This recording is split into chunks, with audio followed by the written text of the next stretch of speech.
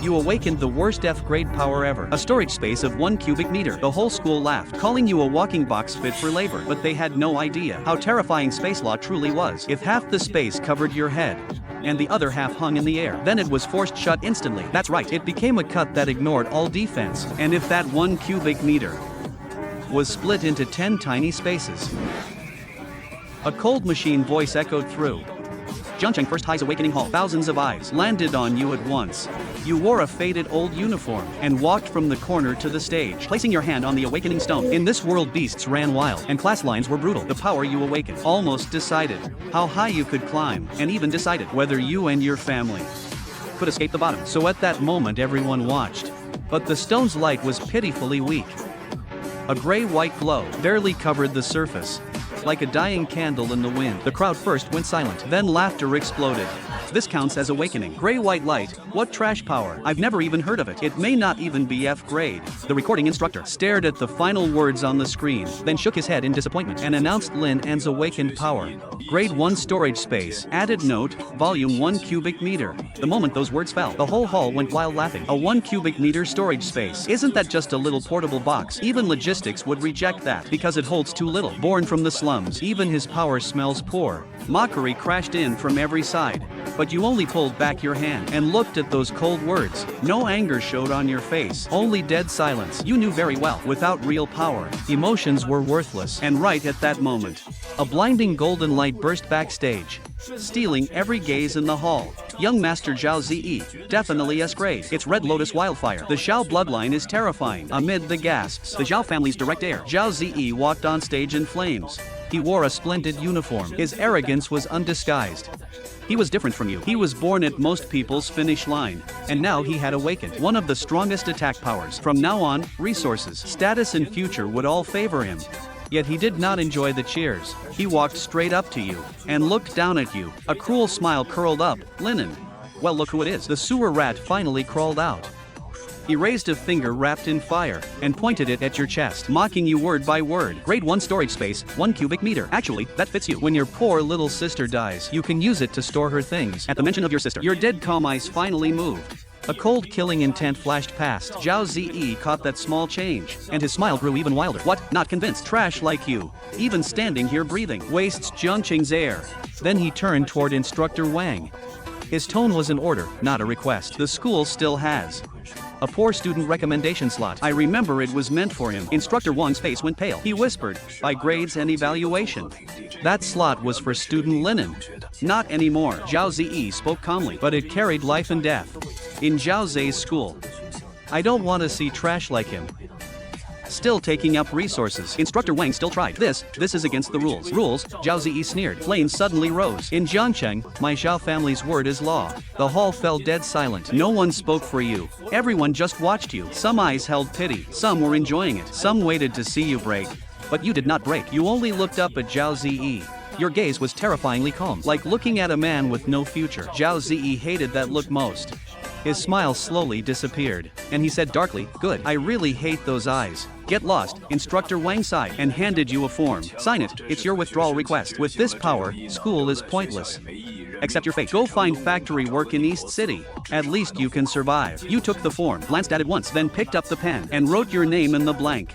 Your strokes were steady, with no hesitation. After signing, you handed it back, then turned and left, without arguing once, because in your rules for survival, you never argue with the dying.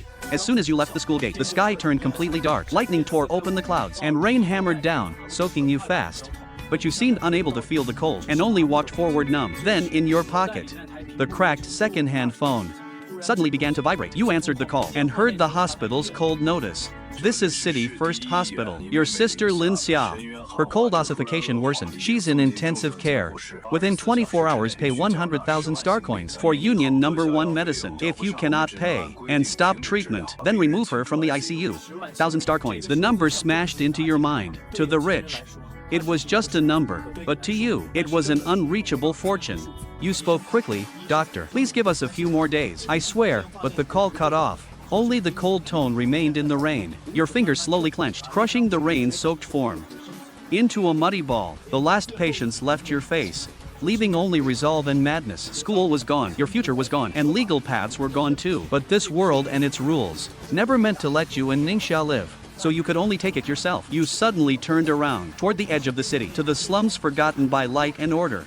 The deeper you went, the darker it got, until you turned into the deepest, filthiest alley without a streetlight. And in that moment, your eyes changed. Then I'll take it by force. But just as the words fell, a sickening stench, mixed with bloody killing intent, surged from the depths of the alley. Then 2 blood-red lanterns slowly lit up in the dark. They were not lamps, they were eyes. A rank 2 beast from beyond the wall had appeared here. The Shadow Wolf was known for speed and claws, a nightmare for new soldiers. If ordinary people faced it head-on, surviving 3 seconds was a miracle. The thought of running appeared. Then you crushed it yourself. Showing your back to a wolf would only kill you faster. So instead of retreating, you stepped half a pace forward and lowered your center. Your right hand snatched up rusty rebar with a sharp end across your chest.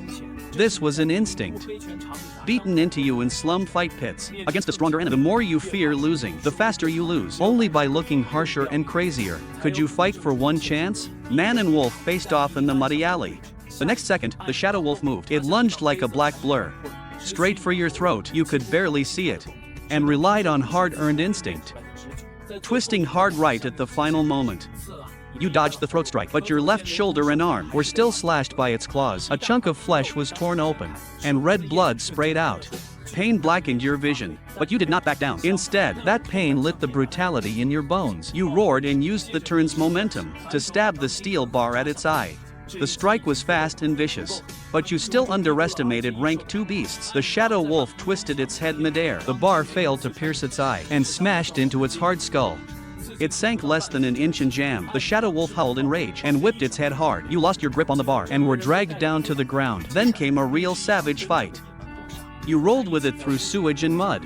It tore your flesh again and again, while you fought like a mad beast, giving up most defense, using fists and elbows, knees and even teeth to attack every fatal spot. 3 deep wounds were clawed into your back. Your shoulder kept bleeding. Your strength and senses drained fast. You fought slower and slower. Your breathing grew more chaotic. Finally, the Shadow Wolf slammed you into the wall. Your skull rang from the impact. Stars burst before your eyes. The next second, its heavy body pressed down. 2 sharp claws pinned your shoulders, nailing you into the corner. You could not move. It lowered its foul head. Its jaws were less than 5 centimeters away. You could see the blood on its fangs. Despair crawled over you like ice. But right then, your mind flashed to Ningxia, her pale little face, always smiling. Brother, you'll become the strongest awakener. Brother, when I get better, I want candied hawthorn from South City. You cannot lose. What about Ningxia? What about the 100,000 coins? What about the hospital stopping treatment? As the Shadow Wolf opened its mouth, ready to crush your skull, your chaotic frozen mind fell into a calm you had never known. Pain, fear, and rage seemed to be pulled away. Only 2 things remained in your world: the wolf head closing in, and the power everyone called useless. Storage space. What was space? It was something unseen, yet truly existing like a box. And if it was a box, it had edges. Those edges appeared when it opened, and vanished when it closed. A thought insane to the extreme split your mind open. What if something got stuck on that edge? Your gaze locked onto the shadow where the wolf's head met its neck. The next second, all your mind power, all your will, even all your life force was poured into one crystal clear thought. The lower space covered the wolf head. The upper space fell on the air above its neck. The space edge locked exactly between head and neck. Store, and the space snapped shut. The weight on you suddenly vanished. Then, hot sticky liquid burst like a flood, spraying across your face. You leaned on the wall, gasping like a broken bellows, then looked down. Your pupils shrank hard. The Shadow Wolf's body still pressed your legs, but its head was gone from the neck. The cut was terrifyingly smooth, as if sliced by the sharpest laser. Fur, vessels, bone and nerves were all perfectly neat, without a single tear. You closed your eyes by instinct, letting your mind sink into your space. The next moment, your whole body shook. That savage wolf head was floating inside the tiny 1 cubic meter space. Its eyes still held rage and confusion.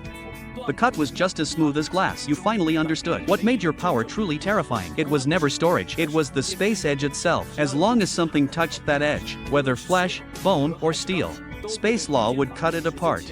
This was no normal attack, no physics, no defense, not even strength mattered. It was absolute cutting by rule. Was a rank 2 beast skull hard? It still split cleanly. So what about fire powers, hardening powers, or diamond bodies? If they could not block space law, they meant nothing. The useless power in their eyes finally revealed its real fangs. You looked at the wolf head inside, and your mouth slowly curled up until at last you could no longer hold back that madness torn from despair, and let out a low crazed laugh. Ah, the laugh echoed through the rain alley. Wild with survival, and fierce after seeing fate's hidden card. But you soon forced yourself calm, because joy was not the priority, money was. Enduring the tearing pain all over, you used a cheap folding knife, and the little skill you learned, handling beast parts on the black market, to cut open the wolf's chest. Soon beside its heart, you dug out a fist-sized, crystal-glowing deep blue, a rank 2 beast core, and a fairly complete shadow-type core at that. Official trade required a license. But underground, this was hard currency. A core like this was worth at least 300,000. 300,000, enough for your sister's medicine, with plenty still left over. You stored the core in your space, then quickly handled the scene. The wolf remains were dragged near the alley mouth. You scattered chunks of meat nearby, making it look like another beast. Or a gang had left it there. Then you stripped off your filthy school uniform and threw it into the sewage trash. That uniform represented the old you. A student who followed rules and got slaughtered. From now on, that identity was over. You found a loose black hooded coat in the trash, then used your last coins at a street stall to buy the cheapest white plastic mask. On that mask hung a strange unchanging smile.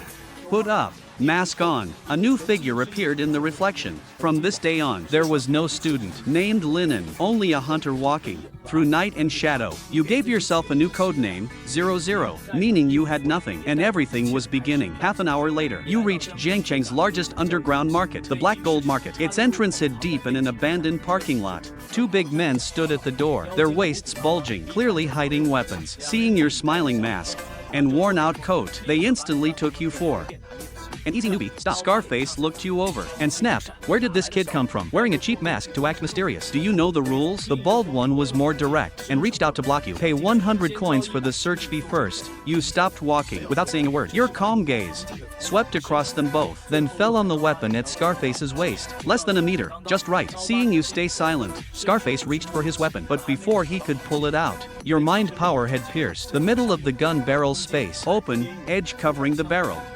Close, and half the barrel dropped to the floor. The cut shone smooth as glass. The 2 big men froze in place. Scarface looked down at the weapon in his hand, then at the metal piece on the ground. A chill shot up his spine. They had not even seen what you did. Only the special alloy barrel seemed to be bitten off by an invisible monster. The unknown frightened people more than strength. The bald man pulled back at once, forcing a smile. Please go in. You did not spare them another glance and walked into the underground world with no law, only profit. Inside, Black Gold Market was far larger and far more chaotic. The air mixed with engine oil, cheap alcohol and rot. Neon signs left every face half lit.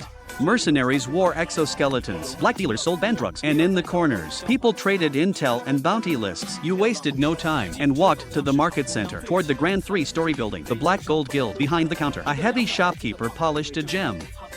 Without looking up, he asked, selling what? You did not answer. You only reached over the counter, and with one thud, that fist-sized, deep blue glowing core landed heavily on the counter. The fat man's hands paused. He slowly looked up, greed nearly showing in his eyes. But he was an old black market fox. That golden look lasted half a second, then turned to disdain. He picked up the core and pretended to check it, then tossed it down. Average quality. Mixed energy, barely ranked 2 level.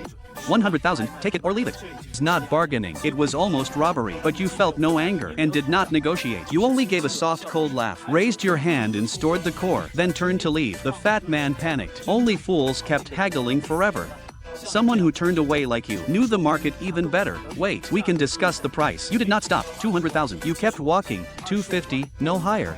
Only then did you stop.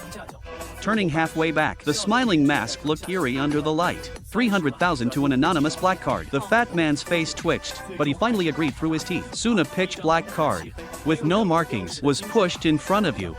You took the card and turned away, but the moment you left the guild, the fat man's smile vanished.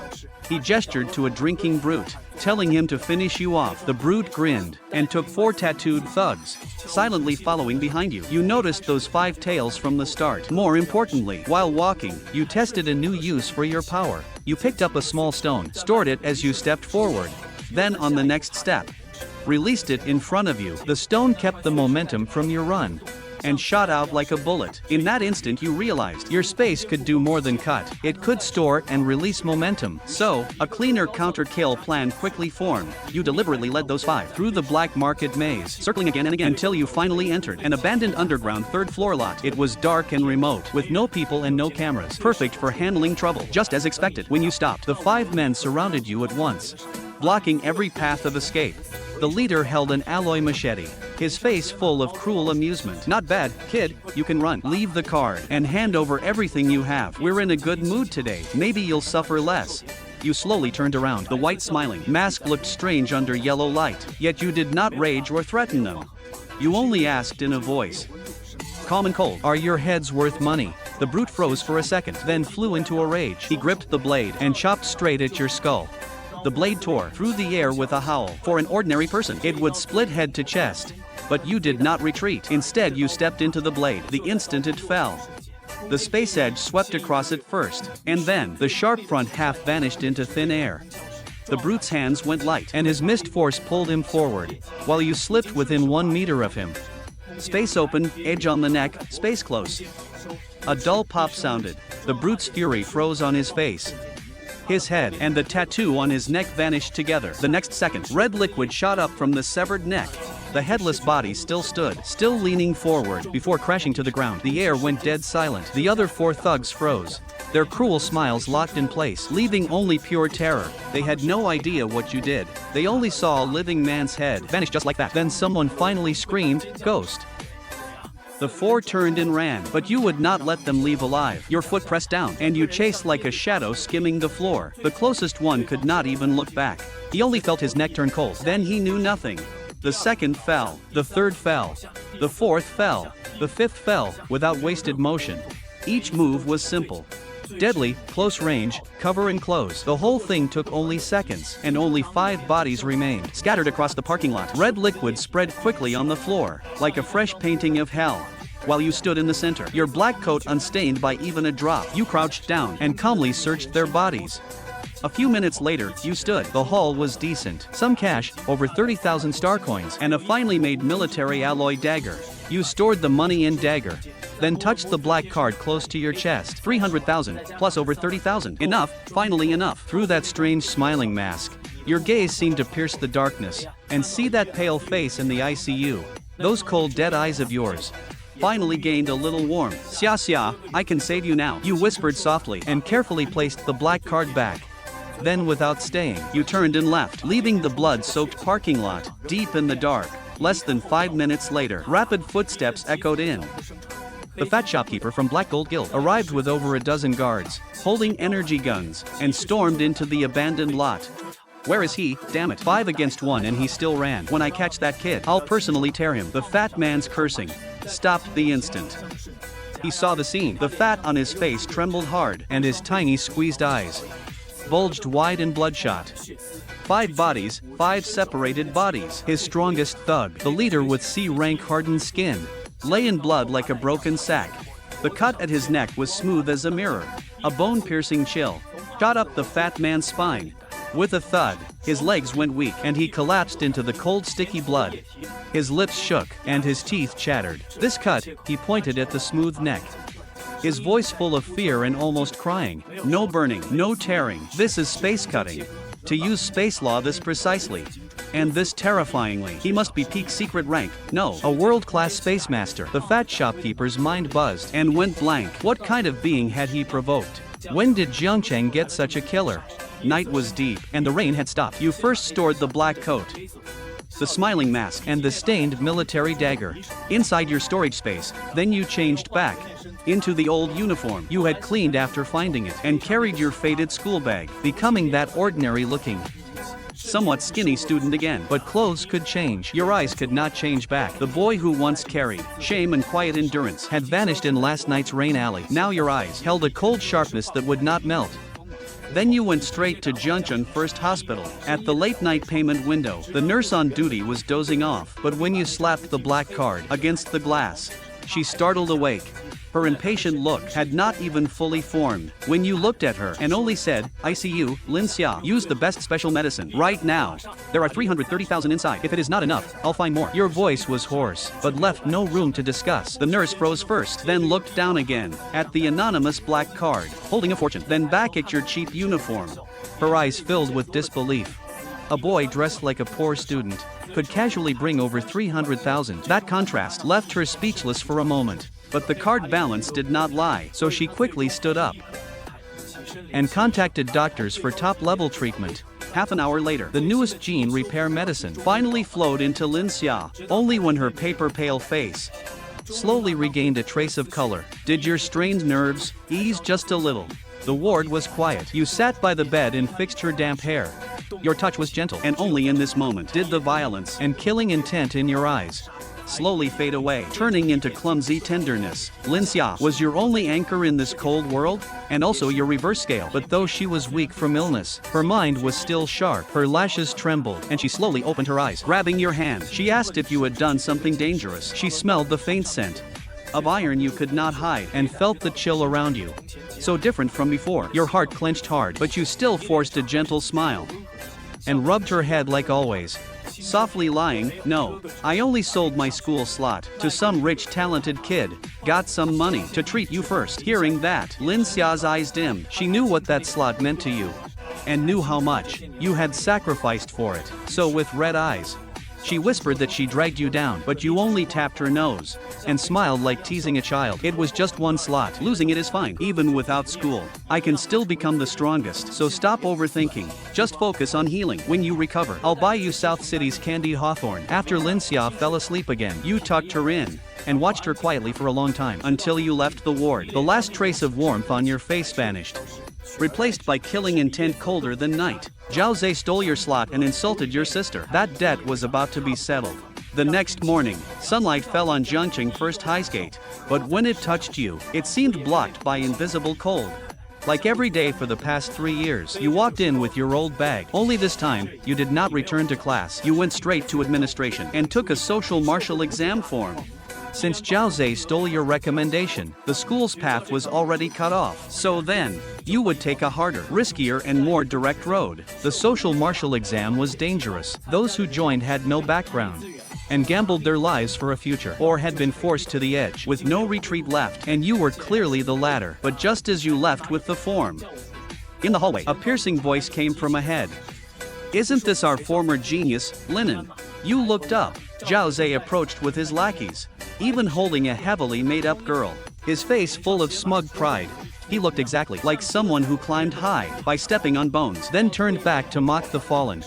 He walked up to you, deliberately looked you over, then mocked, "You skipped class yesterday. Were you crying at home?" You ignored him and tried to walk around him.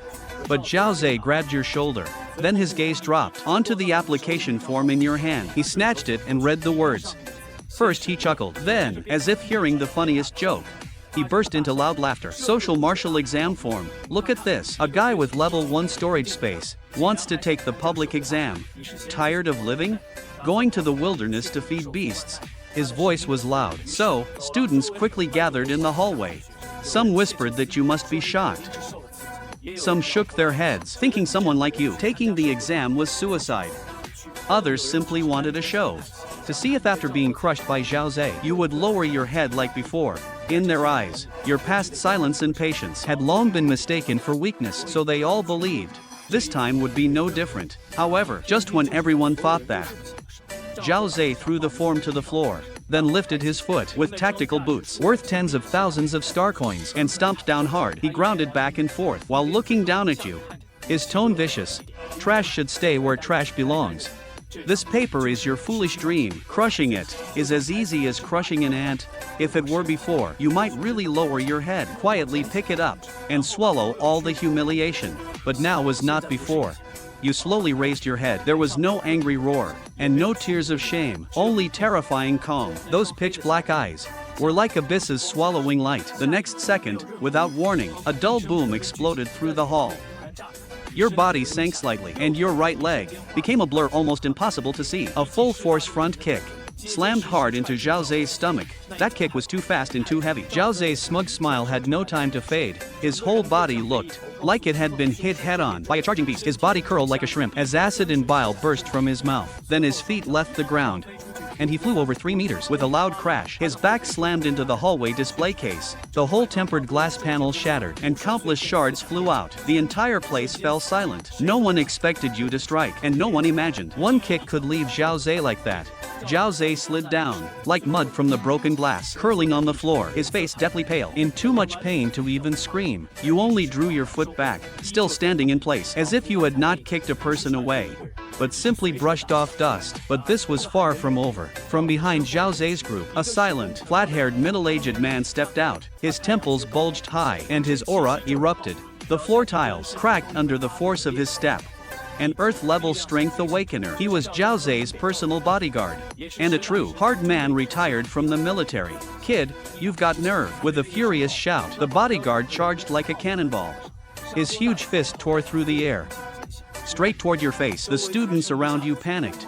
Screams, gasps, and footsteps mixed together, because everyone knew a strength awakener at that level could shatter bone with a single punch.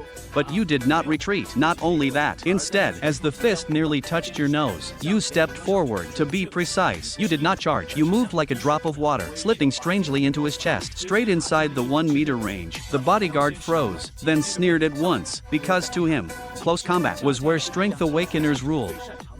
So he pulled back and changed moves, both arms closing inward, trying to crush your bones and organs into powder. Sadly, he had no idea what 1 meter meant to you.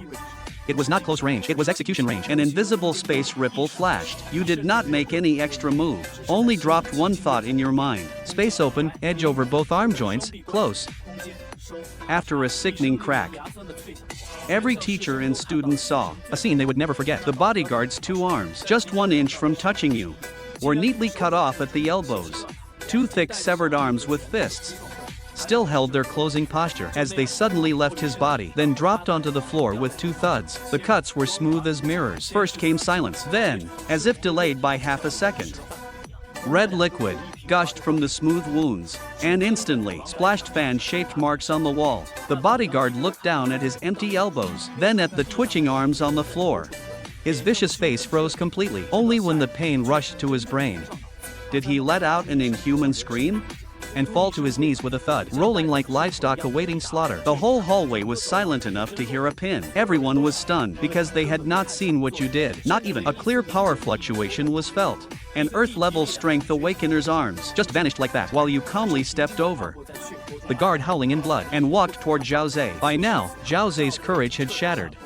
Pale-faced, he crawled backward on all fours. His pants soon turned wet. He had lost control from fear. You stopped in front of him, under hundreds of terrified and shaken gazes. You slowly raised your foot, and with that cheap faded sneaker, stepped hard onto Zhao Zei's swollen, twisted face, pinning his head firmly down against the cold glass-covered floor. Humiliation, total humiliation. You looked down at that face, twisted by fear. Your voice was quiet, cold as northern wind, and reached every ear in the hall. I don't care for your recommendation slot at the exam, before everyone. I'll crush everything you are proud of. Then you slowly lifted your foot, not bothering to look again. You turned and bent down. From the floor, you picked up the trampled social martial exam form, lightly dusted it off, then carried your old school bag and walked through the path. Everyone opened for you. Sunlight through the hallway. Windows stretched your shadow long, lonely and silent, yet carrying a pressure no one dared look at directly. At the same time, in the principal's office, the old principal stared at the footage, his hands trembling. The image froze on the moment. You cut off the guard's arms. No obvious spiritual force, no wild energy wave, not even space ripples worth noticing. But the more it was like this, the more terrifying it became, because it meant your ability was not striking out, but acting on rules themselves.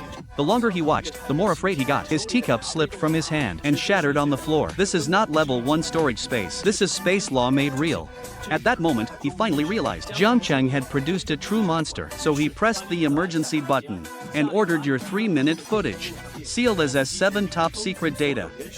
No one could access it. Not only that, he also requested all records from your past 3 years, clearly planning to re-evaluate you. The student once dismissed as mediocre, but just as the school saw your value, The Xiao family had real killing intent. Inside the Xiao villa, under a luxury crystal chandelier, the air felt heavy enough to freeze. Zhao Zhe lay on the sofa, screaming for revenge and demanding your miserable death. Zhao Xiong stood by the window, listened in silence to the whole story, then dialed an encrypted call. The man on the line was called Hound, leader of a desperate squad that did dirty work in the wilderness. Zhao Xiong offered 10 million star coins for your life, but after hearing you crippled an Earth-level guard's arms, Hound raised the price, asking 5 million more for updated gear, and said they would make it look like an accident. Beasts would erase the traces, and the army would suspect nothing. Zhao Xiong agreed without any hesitation. In his eyes, no matter what kind of monster you were, once in the wilds, you would die. 3 days later, with half a month left, before the National Awakened exam, Zhangchun's Military and Education Office held one last major combat trial at Wilderness Zone 07. The reason every senior went crazy was not just its effect on exam scores, but also the Army's huge rewards. Especially the prize for first place, a priceless rank 3 energy core. Enough to make any awakener jealous. Military hover buses filled the field. Students gathered in groups, excited, nervous, and full of anticipation, while you carried a worn tactical bag and stood alone in the corner, completely apart from everyone. After the hallway fight, no one dared come within 3 meters. You were like ice and like a black hole, making people fear you and stay away. But right then, a striking figure moved through the crowd and came before you. Su Shui, Jiangcheng First High's beauty, and the recognized top genius with S-rank ice power, had arrived. She always stood at the center of praise, wearing a white-fitted combat suit. Her ice-blue hair shone under the sun, like a beautiful and sharp ice blade. She looked at you. Her tone carried a warning and a habit of looking down on others. The wilds are not a school hallway. With your level 1 ability, you should follow the group. Don't die trying to show off. From her view, it was kindness. But to you, kindness built on "I'm above you, so listen to me" was still annoying. So you only glanced up at her and coldly answered, "Annoying." Su Shui froze on the spot. She clearly never expected that lowering herself would earn only those 2 words. Anger rushed over her at once. She turned away with a cold face and left one line, "Ungrateful fool. Let's see how you fall inside." You only lowered your head again, as if nothing had happened. To you, irrelevant people and irrelevant words were just noise. Soon, the hover bus passed through the alloy gate and entered Wilderness Zone 07. It was a different world from the city. Towering mutant trees, thick twisted vines, damp rotten air, and unseen eyes in the shadows all reminded everyone this was not a training field. It was a place where people died at the instructor's order. Thousands of students rushed into the forest. Most were smart enough to team up at once. Groups of 10 or dozens carefully hunted rank 1 beasts outside. After all, to normal seniors, horn wolves and ironhide boars were already dangerous. But you joined no team. The moment you stepped into the woods, you left the crowd and walked alone into the deep forest, heading straight for the red-marked area on the map, the rank 2 beast zone. Others feared danger, so they grouped up. But what you wanted was the forest was dim. People had to stay alert for anything that might jump out.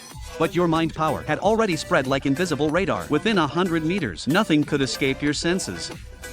And so the hunt began. 30 meters ahead left, a rank 2 venom python coiled on a tree, flicking its tongue, waiting for prey. You did not even stop. As you brushed past, space opened and closed, and its head was gone. A rank 2 razor claw cat feeding on remains was extremely fast and deadly when pouncing. But the moment it burst from the bushes, before it even landed, its head vanished in midair, leaving its headless body tumbling on.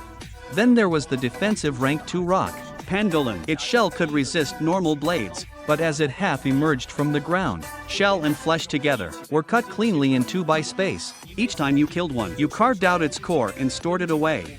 Your moves were practiced, calm and efficient, with almost no waste. The numbers on your military score bracelet kept jumping fast. 100, 220, 370, 510, 880. On the command center's big screen, your name shot upward like a rocket from thousands behind, straight into the top 100, and it was still rising. But as you cut open another python and grabbed its core, a chill of deadly danger exploded up your spine. Without thinking, your body reacted faster than your mind. You dove forward and rolled into the nearby bushes. Almost at the same instant, a thumb-thick large caliber sniper round screamed through the air past the spot where you had stood and slammed into a huge tree behind you with a boom. The trunk burst apart. Wood chips flew everywhere. That shot was not trial level. It was professional killing, half kneeling in the shadows. Your eyes turned cold as ice. Large caliber armor-piercing round. A precise kill shot from 1,000 meters. And an ambush route clearly prepared in advance. Besides the Xiao family, there was no other answer. If you want me dead, then none of you leave. On a hill 1,000 meters away. The sniper frowned. He thought this mission would be as easy as it gets. But your dodge was too professional for a student. More like a wolf that survived the wilds. Then the hound squad tightened the encirclement.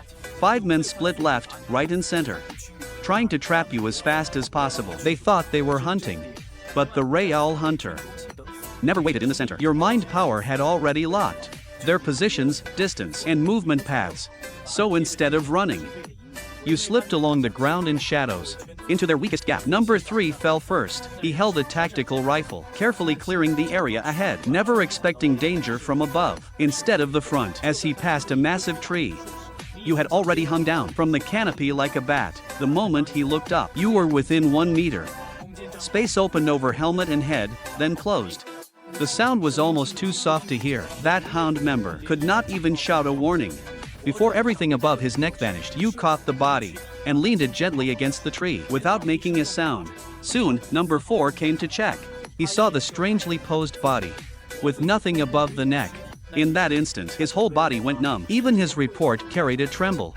But as he lost focus, you cut in from the side shadows, flashed past him, and took his head too. In just 1 minute, Hound Squad lost 2 men, both executed without a sound. This time, even the veteran captain panicked. He finally realized this was not some student job, but a demon that reaped lives in silence. So, he roared for everyone to regroup and fully unleashed his power. C-rank wind ability. Wind blade storm. Countless spinning green wind blades slashed in every direction. Ancient trees, vines, and bushes were shredded like paper. Large hiding spots were torn into a ruined clearing. And you finally appeared in his sight. The captain broke into a savage grin, thinking he had forced you into a corner. At the same time, 1,000 meters away, the sniper still locked on this area and fixed his crosshair on your head. Then pulled the trigger again. Bang! This angle was certain death, but you did not dodge, as that special armor-piercing round almost touched your skin, spinning closer, and even stirring the hair on your forehead. 1 centimeter before your brow, a tiny storage space quietly opened, and that bullet that could pierce tank armor, along with all its destructive force, was swallowed whole by space. No explosion, no deflection, not even a real ripple. The storm faded, dust slowly settled in the clearing. You still stood there quietly, completely unharmed. That scene made the Hound captain's mind go blank for a second. Then you slowly turned your head. Your gaze crossed 1,000 meters and locked onto the sniper's hill. Your lips moved slightly and spoke 3 words, "Return to you." The next second, space opened before you. The bullet just trapped inside shot back at the exact same speed and the exact same angle, racing out the way it came. The sniper on the hill. No time to react. He only saw in his scope a black dot expanding fast. Then bang!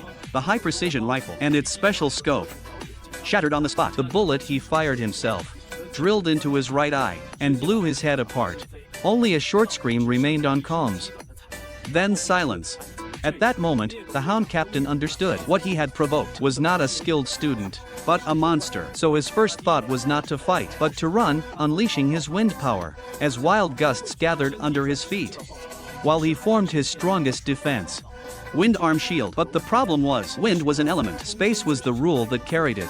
Before true space law, his wind wall that could deflect shells was no thicker than paper. You passed straight through, with no obstruction and no resistance, like passing through mist, appearing within 1 meter. Then raised your hand, covered his head, closed. His head flew up. Inside those eyes, terror and disbelief still remained. As for the headless body, it froze there for 2 seconds, then fell heavily, with blood spraying high. And with that, Hound Squad was wiped out, from the first shot to the captain's death. It took less than 3 minutes. You did not rush to loot them. First, you checked the scene, because you knew, with professional dirty work, the real prize was not in the guns or in the packs, but in the comms records. And sure enough, from the captain's tactical vest pocket, you found a glowing military communicator. And the moment you picked it up, Zhao Xun's urgent and gloomy voice came through. "Hound, is it done? Did you use the beast lure incense? As long as it gets on him, rank 2 beasts within 10 li will come, then nothing of him remains, and the army calls it an accident." Hearing this, your movement stopped. But the emotion in your eyes was no longer just killing intent because you finally understood. What the Xiao family wanted was not just killing you in the wilds. Their real plan was using the incense to turn the outer trial zone into slaughter, using countless students' lives to pave Zhao Zhe a bright and glorious path to first place. In other words, they wanted Zhao Zhe to rise on corpses. You crushed the communicator, then opened the captain's backpack. Soon, several burned down. Dark red incense stubs appeared in your hand. That sweet rotten smell proved Zhao Xiong's words at once. High-grade beast lure incense, and more than one stick. The Xiao family had gone mad, and at that exact moment, the earth began shaking hard. Not a slight tremor, but like a dragon turning underground. Even soil and leaves jumped beneath you. Then, beast roars thundered from every side. Trees collapsed in waves. Dust surged into the sky. Countless red beast eyes lit up, rushing toward the outer trial zone. A beast tide had been triggered. One far beyond this trials level. With your ability, you could retreat right now. As long as you hid, no beast could easily find you. But the problem was, if the tide broke the outer camp and caused mass casualties, then this nationally watched exam could be delayed or even cancelled outright. And if that happened, your original plan to crush Xiao Zhe before everyone, take first place and claim the rank 3 core, would be destroyed by the Xiao family. Since that was the case, you could not ignore this beast tide. No one could block your path, not the Xiao family, and not these beasts either. So you did not retreat. Instead, you faced the beast flood that could swallow all, and charged straight ahead. At the same time, in Outer Zone C of Wilderness Zone 07, everything had fallen into chaos. Su Shui held the line with a dozen students. She raised ice walls again and again, barely blocking the first wave of horn wolves and boars. But those ice walls soon filled with cracks. Outside, beasts rammed and clawed like mad. The students were deathly pale, clearly near their limit. Someone cried, "What do we do?" Someone panicked and mentioned Zhao Zhe. Wasn't he always calling himself strong? So why is he gone now? Then a girl shouted through tears, "Don't count on him." When a horn wolf attacked, he shoved Li Ming out as a shield and ran first. Those words snuffed out everyone's last hope. Zhao Zhe, that arrogant rich young master who always flattered Su Shui, at the real edge of life and death, had first thought to use a classmate's life to buy himself time to flee. Su Shui was shocked and furious, but had no time to curse him, because the next wave had arrived. Seeing the ice wall about to break, she gritted her teeth and overused her power, forcing out her wide-range trump card.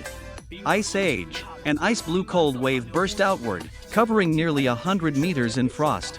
Over a dozen charging rank 1 beasts were frozen into statues. The situation was forced down for a moment, but a skill of this level was too much for her now. As it ended, she spat out blood and dropped to one knee, her face terrifyingly pale, her power almost drained, and right as she weakened, boom! The ground ahead exploded. Soil and stones shot upward. A beast over 15 meters long, black heavy armor, like a prehistoric crocodile with savage bone horns, burst from underground. Rank 3 Commander Beast, Armored Earth Dragon. The moment it appeared, all the students despaired, because this was not something meant for a senior trial, and definitely not something these exhausted students could ever hope to fight. Su Shui understood that too. Her power was drained, and she was too weak to lift a finger. She could only watch the Earth Dragon lower its massive head, open its fang-filled mouth, and bite down at her. A thick stench rushed over her. Death was inches away. She closed her eyes in despair. Right then, a black meteor tore through the dim forest sky from dozens of meters above, falling in a way that defied physics, and crashed down. Boom! The heavy impact shook the ground again. That shadow landed like a meteor, half a meter in front of Su Shui. Wild air and shattered dirt burst outward, even knocking the Earth Dragon's head back from the force. Su Shui snapped her eyes open. What she saw was a back, not broad, yet somehow able to hold up the whole sky. He carried a faded school bag and stood there quietly. Beneath his feet was a deep crater. Right beside him was the Earth Dragon's fang-filled mouth, only inches away. Lin, time seemed to freeze at that moment. Wind lifted your hair, and in your hand was the alloy combat blade taken from Hound. Your back was not tall or broad, yet it stood like a mountain, forcefully blocking Su Shui from the rank 3 commander, holding back all the blood and danger. Su Shui froze first, then her face changed sharply. She shouted, "Linen, are you crazy? Run! That's a rank 3 commander beast. Even armor-piercing rounds can't break it. You'll die." But you did not even look back. The Earth Dragon was enraged too. It opened its mouth and roared. The blast nearly knocked students out. Then its huge bone-spiked tail swept over like a steel whip. Trees and rocks shattered in its path, crushing everything. If you met it head-on, you would lose for sure, but if you retreated, everyone behind you would die too. In that flash, your mind had already judged it. 1 cubic meter of space could not take the whole giant head. Normal cutting meant little. To kill it, you had to strike its weakest point, straight for the vital spot. So as the steel whip tail was about to hit you, your waist bent backward at an impossible angle, barely dodging past your nose. Then instead of backing away, you pushed off from that pose and shot forward like a cannonball toward the Earth Dragon. Su Shui went pale watching. To her, this was not fighting.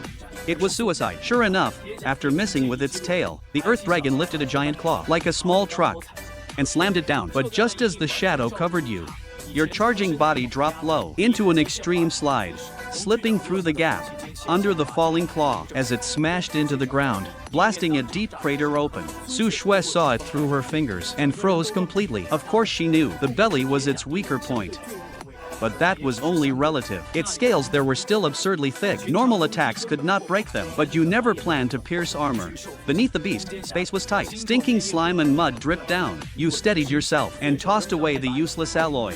Combat blade, then looked up. Using your senses, you locked onto the heart, beating violently inside it. The next second, you raised both hands and pressed them to the cold hard scales, not slashing, not charging power, just an almost eerie touch. Silently, space ripples pierced the scales and opened inside the Earth Dragon's chest. At that moment, your gaze was cold as judgment. Shatter, you commanded.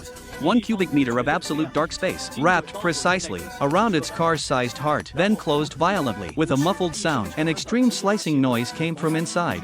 The Earth Dragon's thunderous roar cut off.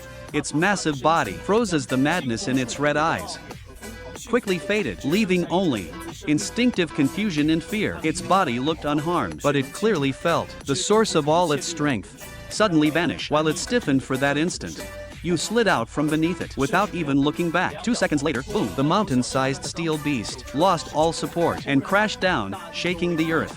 Amid the dust, Su Shui stared at the rank 3 commander with no wound outside, yet no life left, as if her soul had been emptied. Her ice age could not delay it at all. Yet the level 1 mediocre boy everyone mocked killed it with one single touch.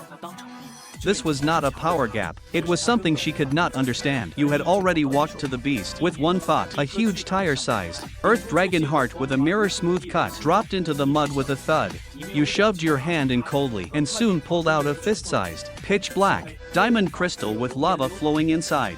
Rank 3 Commander Earth Dragon Core. Su Shui finally regained herself. Her voice dry. Linen, what are you? But you only glanced at her coldly. Fuck me. Those words killed all her questions. Then you grabbed the Earth Dragon's vicious tail, took a deep breath, and dragged the tens of tons beast up by force, walking toward the trial camp. That not so. Broadback dragged a mountain beast through the dark forest and roaring tide, like a painting of gods and demons. Su Shui stared at the scene, then thought of Zhao Zhe fleeing after pushing a classmate to die. Her disgust peaked, and at the same time, your back was burned into her mind. Meanwhile, the camp in Zone 07 had already fallen into chaos. The outer defense was nearly breaking. Inside command, the colonel officer stared at the red dots closing in, his face iron dark, scolding the intel team. But just then, Zhao Zhe stumbled inside and fell to the floor, crying out, "Officer, I know how the beast tide started. It was Linen. That level 1 trash did it." The colonel frowned and told him to explain. So Zhao Zhe twisted the truth at once, saying you got high-grade beast lore and scattered it everywhere, even saying everyone should die. In other words, he wanted to use your supposed death to throw all the blame onto you and make himself a truth-exposing hero. Seeing the colonel's face darken, Zhao Zhe felt thrilled and was about to add more. But right then, heavy footsteps shook the ground, coming from the camp entrance. Boom, boom, boom, they drew closer, as if stepping on everyone's hearts. Soon, the fog slowly split open. Under everyone's terrified gaze, you dragged the mountain-sized rank 3 armored Earth Dragon corpse into the camp step by step, covered in mud, your face cold, like a demon god from hell.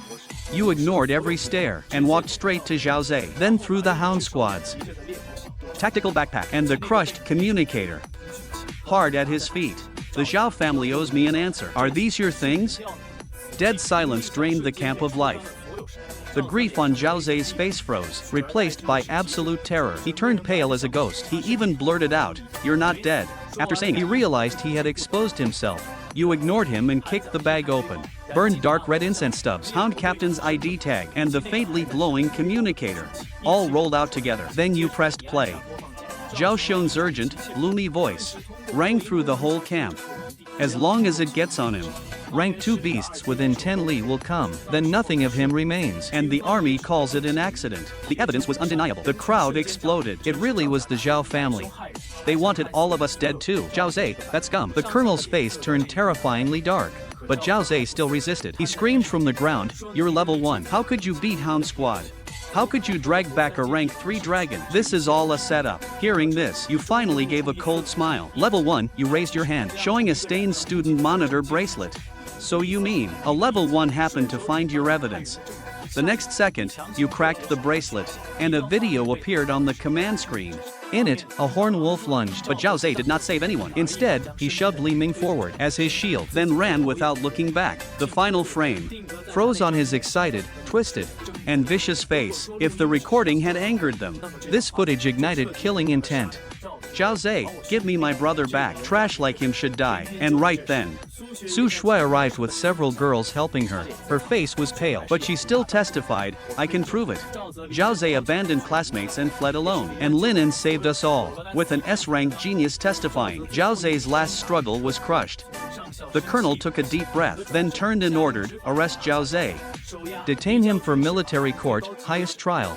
Zhao Zhe broke completely, screaming for his father, but as the law team reached for him, "Who dares touch my son?" A thunderous roar exploded, and a level 5 pressure froze the air.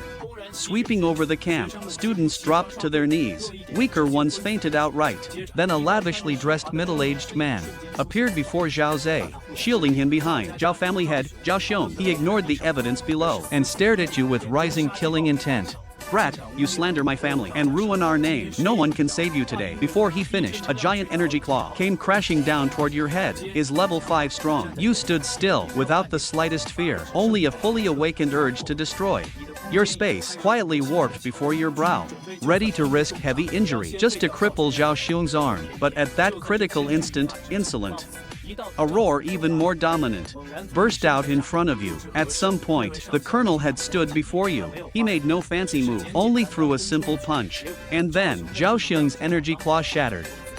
The force slammed into his chest, sending him flying while spitting blood through several military tents before crashing. One punch crippled level 5. The level 6 colonel lowered his fist, his eyes frighteningly cold. "In my military camp, you attack a military witness.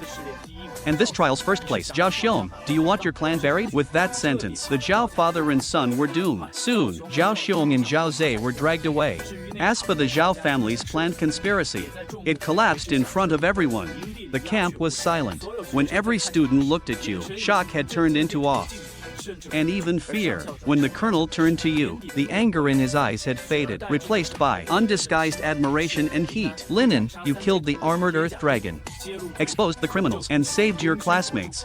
By command's unanimous decision, you are first in this joint trial." As he spoke, he took a special metal case from his aide and handed it to you. "This is your reward, a rank 3 earth dragon core." Then, he gave an offer that could drive countless people mad. "Also, on behalf of the Eastern military, would you like to skip all steps and join the Azure Dragon Special Team?" You took the case, feeling the surging energy inside, and the weight in your heart eased slightly. But then you still looked up and slowly shook your head. "Sorry, sir. Before I join the army, I need to use it to save my sister." You rushed all the way back to First Central Hospital, but fate seemed to be mocking you. When you pushed open the ICU door, the image you expected of your sister sleeping quietly was gone. Instead, sharp alarms screamed around you. The ward was cold as ice. Lin Xia on the bed was covered in visible frost. Even the metal rails and blanket edges had clear ice flowers. Her lips were purple. Her breathing was almost gone. Every number on the monitor was flashing wildly. In red, your mind buzzed as you rushed to the doctor. Your voice hoarse. "What happened?" "She was fine before I left." The doctor was sweating hard, speaking so fast he could barely breathe. "It mutated. Your sister's abyss frost disease suddenly turned malignant." The cold seemed self-aware, rejecting and devouring all outside energy. The mild energy fluid we injected was fully frozen. Then, he looked at the case in your hand, like seeing hope. And a death sentence at once. A rank 3 Earth Dragon Core is too violent. Using it now won't save her. It would be like oil on fire, triggering the cold inside her, and turning her to ice crystals. Those words shattered the hope you had fought for. In an instant, you froze there, then slowly looked at the girl with frost on her lashes. All emotion drained from your face, leaving only dead calm. Then what do we do? The doctor swallowed hard and gave the only answer. Within 3 days, you must find a perfectly matched, pure rank 4 Ice Soul Core. Only that can soothe, not fight the mutated cold inside her, and give her a chance. 3 days, rank 4 Ice Soul Core. That was harder than dying. Rank 4 cores were strategic resources, let alone Ice Soul, a rare treasure even among its rank. The open market would never have one. Even the military vault was beyond your reach right now. So you asked no more questions and silently left the ward. Standing at the hallway's end, you took out an old black phone and sent an encrypted message, seeking rank 4 Ice Soul Core. Deadline 3 days, cost no limit. The phone replied instantly. On the market, military. Vault has 3, rank too low to exchange. Only lead. Tonight, Zhengcheng Underground Shura Arena. 100-man challenge final prize. Shura Arena, Zhengcheng's bloodiest, maddest lawless underground place. One night against 100 death row. Battlefield and wasteland killers. No mercy, no rest midway. Only 3 winners in 100 years. Failure was nearly certain death. But you glanced at the ICU door, with red lights flashing, and all hesitation vanished. Since there was no choice, you would cut one open. Midnight, inside an abandoned steel training ground. A massive underground arena had been built. The air reeked of sweat, alcohol and filth. Heavy metal music roared, as thousands screamed like mad. Wearing that stiff pale smiling mask, you entered backstage. At registration, the scorpion-tattooed brute only glanced at you, then sneered and told you to leave, saying this was Shura Arena, not a playground for children. You wasted no words. You picked up the stained death contract, then bit down hard on your thumb. Blood flowed out, and with no expression, you pressed that warm print onto the signature line, then stared at him through the stiff smile. Cut the crap, send the 100 in together or in line. The brute had worked there for years, seen desperate men and madmen too, but your stare still chilled his back. He said nothing more, and handed you a black number plate, 9527. Then, you walked toward the iron gate to hell. The first match was against Black Ape, a peak rank 2 beast shifter, over 2.5 meters tall, covered in black fur, with monstrous strength and brutal fame. The crowd was still mocking you, thinking your thin body was not enough for him. But once the referee called start, Black Ape roared forward, his giant palm about to crush your head. Yet right before impact, you only turned slightly and brushed past his huge body. After one soft sound, Black Ape crashed into the cage. Then, under thousands of eyes, his head, still wearing a vicious grin, slid smoothly from his neck as red sprayed upward. The arena first went silent, then erupted completely. The name 9527 echoed through Shura Arena. But then came match 2, match 5, match 10. Match 37, and people realized this was not a competition. It was a one-sided harvest. A speed type became a blur, but as he neared you, his body split in two. A flame wielder filled the air with fire, but you walked through it like passing through mist, and his head rolled the next second. After that, whether they charged or ambushed or attacked from range, the result was the same, one-hit kill. No extra moves, no flashy clashes, barely even a real fight. You only got close, and they fell. So the cheers in the stands grew fewer, replaced instead by heavy silence and sharp gasps, because everyone could see you were not here for a 100-man challenge. You were clearing the field. You were harvesting. By the end of match 99, the referee announced with a shaking voice, winner, 9527. You stood among the fallen crowd.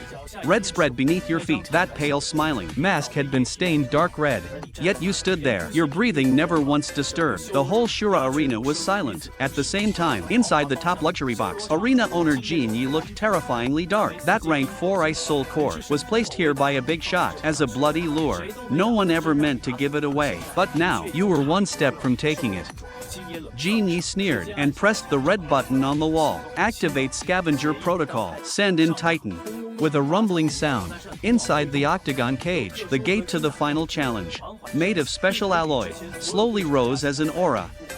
100 times worse than all previous fighters, poured from the darkness behind it. A giant nearly 3 meters tall, with muscles forged like steel, and bronze metallic skin. walked out step by step. With every step, the whole octagon trembled. The silent crowd in the stands erupted in terrified screams. It's Titan, the unbreakable king. Titan, my god. Wasn't he locked in black prison's depths? How is he here? That masked guy is done. Titan once tore apart a rank 4 beast barehanded. Titan walked to the center, ignoring the fallen bodies, his bell-like eyes locked on you. He grinned, showing pale teeth. His voice scraped like metal. Kid, your killing game ends here. Now it's my turn. Titan's voice scraped like rusted iron. Calm, yet colder than a roar. Kid, your killing game ends here. Now it's my turn. The stands went still first, then burst into louder screams. Everyone knew this nearly 3-meter, bronze metal skinned monster. Scavenger Titan, Shura Arena's true hidden weapon. Rumor said his rank 4 hardening made his body tougher than top alloy armor. Ordinary cutting powers were useless on him, but you did not even bother replying. The next second, you vanished. Then appeared ghost-like at Titan's left side. Your military dagger drew a black arc straight for his neck. That strike even carried a trace of space compression. Forget flesh, even tank armor should split open. However, Sing Clang exploded with sparks. The dagger that could slice steel shattered the moment it touched his skin. As for Titan's neck, it only left a pale mark that vanished at once. Titan finally laughed. His laugh shook the whole octagon. Little bug. I told you, your cutting tricks won't work.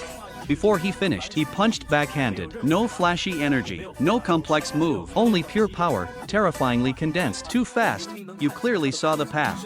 But your body could not fully dodge. You could only cross your arms. Bang. That punch hit like a full-speed maglev train, slamming into you. Your whole body flew backward and crashed into the alloy net. The mesh bulged outward, with a huge human-shaped dent. Then blood poured from beneath your mask, staining your combat suit red. The arena went quiet, then erupted in wilder cheers. Those who had been silenced by fear of your 99 kills now found an outlet, screaming to see you crushed. In the box, Genie lifted his glass again, his face relaxed and smug. To him, you were only someone relying on strange tricks, while Titan represented true power. However, leaning on the net, you wiped the blood, your eyes still cold without a ripple. You had reached a conclusion. Normal space cutting was not invincible. When a target's density and energy structure passed a limit, the closing shear force weakened greatly. In other words, cutting from outside could not break his defense quickly. But the problem was, there was no time. Your sister was waiting at the hospital. The rank 4 Ice Soul Core was here. If outside failed, then from inside. So you stood again. Seeing that, Titan's eyes showed more bloodlust. Still moving. I held back too much. You still did not answer. You only charged again. In everyone's eyes, this was a moth to flame. Titan thought the same, so he did not even bother punching. He grinned and spread his arms, planning to crush you alive. Bones and organs ground to powder. 10 meters, 5 meters, 3 meters, just before the collision. Your body suddenly sank, dodging his mountain-like chest, as your body flashed past, like a graceful shadow. At the same time, your right hand spread open and touched his temple lightly, almost like a lover's caress.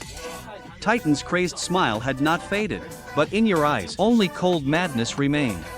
Space open, this time, it was not an outside cut, nor closing around the head. You opened a tiny cube directly inside his indestructible skull. Right at the brain core protected by bone. A 1 centimeter cube. Space existed for 1 instant, then returned to normal.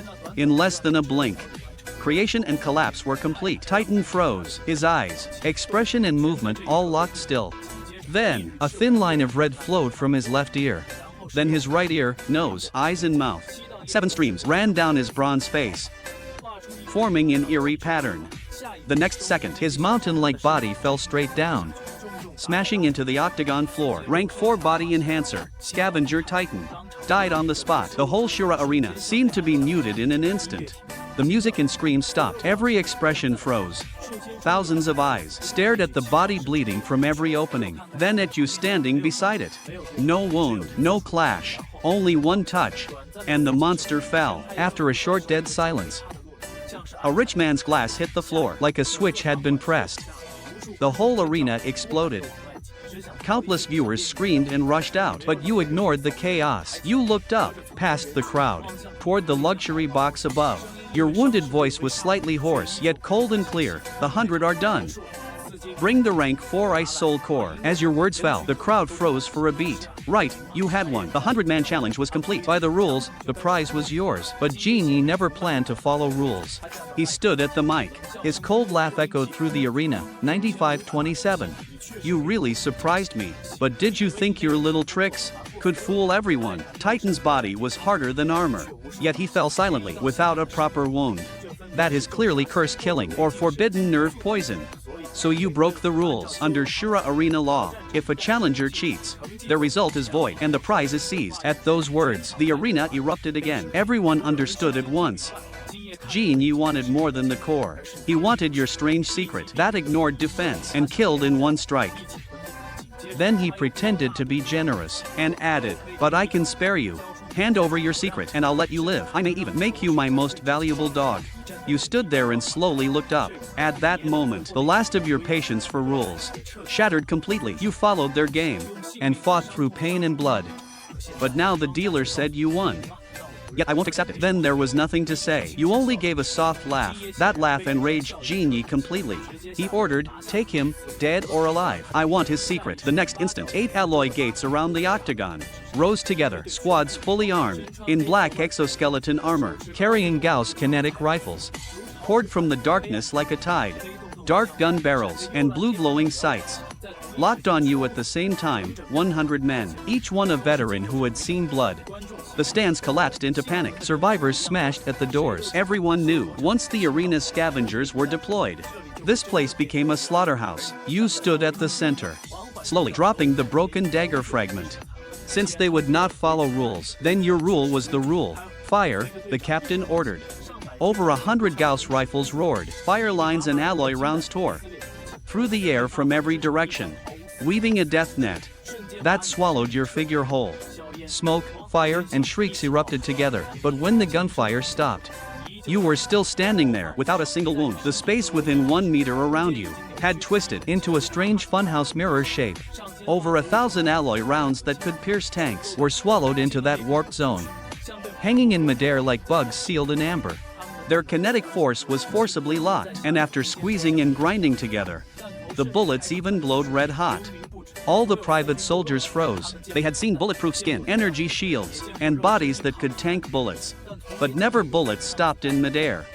This was not defense, it was control. You raised your hand toward that twisted space, holding a storm of death, and gently clenched it. Now it's my turn. The next second, you spun around and swept your arm, throwing that space packed with red bullets straight toward the left side, where the soldiers were thickest. At the same time, space flattened again, and all the stolen force was returned in the same instant. SHHH. There were no gunshots, only a wave of screaming air, as the bullets flew back even faster, forming a red fan-shaped barrage. Dozens in the front row were pierced before they could react. Exoskeleton armor, bone and flesh became a joke. Great bursts of red exploded, painting the battlefield crimson. The survivors went mad with fear. Some backed away, some screamed, some threw grenades without thinking, and fire bottles, trying to drown you in heavier firepower. But you did not even look. Explosions and flames, shockwaves and flying fragments could not hurt you at all. Your 1 cubic meter space, in that moment, became a small star about to collapse, filled with pure violent blast energy. Then you rushed in, walking calmly through the sea of fire, toward the broken soldier formation. Your gaze locked onto the shocked captain. Then you released the space restraint. Returning it, boom, the compressed blast energy erupted. Centered on you, it became a death sphere 10 meters wide, sweeping outward. Over a dozen soldiers caught head-on, were vaporized with their armor. Those outside were burned first, then shredded by countless high-speed fragments before they could scream. This was no longer battle, it was slaughter. Your space became the deadliest moving arsenal. The stronger their firepower, the deadlier your return became. Numbers advantage, fire suppression, before true space law, were nothing but jokes. Soon, only screams and burning remained. The captain, who luckily survived the first blast, dragged his half-burned body and crawled toward the luxury box, crying for help. Inside the box, Genie had collapsed on the sofa, watching hell through the monitors. Only naked terror remained on his face. Before this, he thought you only had a hidden killing move, but now he finally understood. What he had provoked was not a madman with a secret, but a true monster. So he turned to run, But he had only taken 2 steps when a loud bang came behind him. The soldier captain flew like a sack, kicked straight through the box door, and rolled to his feet. The captain rasped twice, raised a hand toward the door, then his head tilted, and he died. Genie stiffly turned back. Through the smoke outside, you slowly walked in. Your body was stained. That pale smiling mask had turned dark red, but your eyes were terrifyingly calm. You wasted no words and walked to the special bulletproof glass, said to stop armor-piercing rounds, then slowly raised your right hand and pressed it lightly. The next second, from your palm, across the glass, black web-like cracks spread outward. That was no normal break. Space itself was being torn. Genie finally broke down, screaming for you to stop, even mentioning the glass's military origin. Then money, the Wang family, and so-called risks. But to you, those words were not even wine. Your fingers twisted after a strange crack and hum. The heavy special glass and the half-meter alloy wall were ripped out by you, leaving in the wall a perfect 3-meter round hole. The huge round wall chunk crashed down, shaking the whole luxury box, and shattered Genie's last sense of safety. He dropped to his knees, kowtowing wildly, tears and snot all over his face. Don't kill me. I'll give it. All of it. The ice soul core is in the safe. You grabbed his head and lifted him from the floor, dragging him like a sack to the hidden safe. After iris and fingerprint checks, the safe slowly opened. Freezing aura spread through the room. Genie shakily held out a blue metal box, raising it above his head. You took the box and flipped it open with one hand. Inside, a fist-sized, crystal-clear core with an ice-blue storm spinning within appeared. Its pure freezing aura made your space power tremble slightly. It was real, and you stored it away. Seeing the item handed over, Genie still begged to live, even claiming he served the Wang family, hoping his backing would save him. But before he finished, an invisible edge flashed, and his voice stopped. His head separated from his body and rolled onto the floor. Blood sprayed from his body onto you. You kicked away the twitching corpse, your voice cold and flat. I don't care who you are. Leave the roots alive, and trouble returns. That lesson you learned long ago in slum alleys. After getting it, you did not leave. Instead, you sliced the gas main. High-pressure gas hissed out, quickly filling the room. Then you lit a lighter and tossed that tiny flame into the sinful grave. Then you turned and walked out. Seconds later, boom, a world-shaking blast erupted above. Flames and shockwaves roared like a dragon through the underground Shura Arena. Steel twisted, walls collapsed. This place that devoured countless lives finally met its deserved end. With fire and noise behind you, you climbed toward the surface. When the heavy iron door opened, harsh morning light hit your face. You raised a hand and slowly removed the dark red, smiling mask, revealing a pale, sharp and cold young face. The ice soul core was secured. Next was saving your sister. Everything else could wait. At dawn, you nearly crashed into the hospital. The duty doctor was still sleepy, but when you slammed down the cold box holding the rank 4 ice soul core, he woke up instantly. Even his voice changed. A rank 4 ice soul core. Soon, the whole special care ward was brightly lit. Top doctors, sterile procedures, energy guidance, all the things impossible at this hour were quickly arranged, all because of that one core. You stood outside the sterile room, staring through the glass at her. Diluted ice blue energy was slowly injected into her body. At first, the life curve on the monitor kept shaking. You could almost hear your own heartbeat. But after a while, the change finally came. The deadly frost on her face faded. Her purple lips slowly recovered. Her heartbeat, once almost gone, rose from 30 to 40, then 50, finally stabilizing normally. The harsh alarms in the ward shut off one by one until the first morning light entered. The doctor removed his mask. Exhausted but excited, it worked. Her body functions are stable. She only needs quiet recovery now. That single sentence pulled away your last support. The nerves you held tight for weeks finally loosened. An overwhelming exhaustion buried you. You sat beside the bed, watching your sister sleep with color back in her face, until your eyes finally closed. For the first time in ages, you slept peacefully, but you did not know the huge rank 4 cold energy inside Lin Xiao, after stabilizing her life, still left a tiny trace behind. That strand of pure energy followed a mysterious bond between siblings and flowed silently into you, to the whole rank 4 core. That trace meant nothing, but for you right now, it was enough to trigger true change.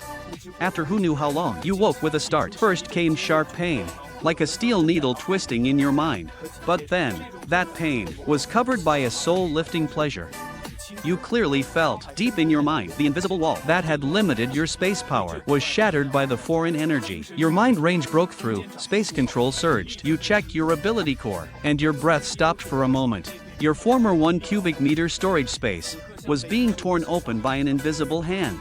Its size surged wildly, 2 cubic meters, 5 cubic meters, 10 cubic meters, in seconds. That small box-like space had become a storage room, but that was not the most important part. When the expansion finished, a new law imprint quietly engraved itself in the core. With one thought, you stored the cup of water by the bed, then pushed that new imprint, and the shaking water instantly froze still. Even a droplet about to fall stopped strangely in midair. Time inside that space seemed to be paused. You understood the new power at once. Absolute stop. Anything non-living or energy stored inside would have its state locked completely. If a living thing was forced inside, its life activity would nearly freeze in space, like a cage where time stopped. What did that mean? You could store more bullets, fire, explosions, and shockwaves. And the moment an enemy attacked, you could place the attack, even part of their body, into space. More terrifyingly, you could even store part of yourself for a brief instant, then release it elsewhere, forming a strike almost like teleporting. This was not a small upgrade, it was a transformation. You clenched your fists, feeling your unprecedented surge of space power as a cold light rose in your eyes. You, even against a true level 5 fighter, no longer had to gamble your life. And right at that moment, from the ward's public television came an excited news broadcast. Today, the highly watched National Awakener Academy joint exam officially begins in Capital City. From major federal regions, top families, and the military system, hundreds of S-rank prodigies have gathered. They will compete for 1 month for seats in the Federation's top 3 academies. On screen, proud young faces flashed one after another, wearing gorgeous combat suits with powerful family crests behind them and camera flashes above them. Born to stand in the clouds, you watched the screen by the window, your eyes slowly turning cold. These people were this world's true chosen children. Resources, birth, seats and fame were theirs at birth, while you had crawled up from ruins, alleys, and death's edge. And because of that, you had to go. You entered the washroom, washed away every stain, then changed into the black combat suit taken from Shura Arena. After that, you strapped on the narrow war blade taken from Genius safe behind your back. Finally, you looked back at your sleeping sister. She had survived. So next, it was your turn to settle this world. You pushed open the hospital doors. The noon sun cut like a blade, but you only narrowed your eyes, then stepped outside. Zhangchen, full of darkness and struggle, was only the beginner village. The real hunting ground was Capital City. Let those high and mighty geniuses taste despair. The game had only just begun.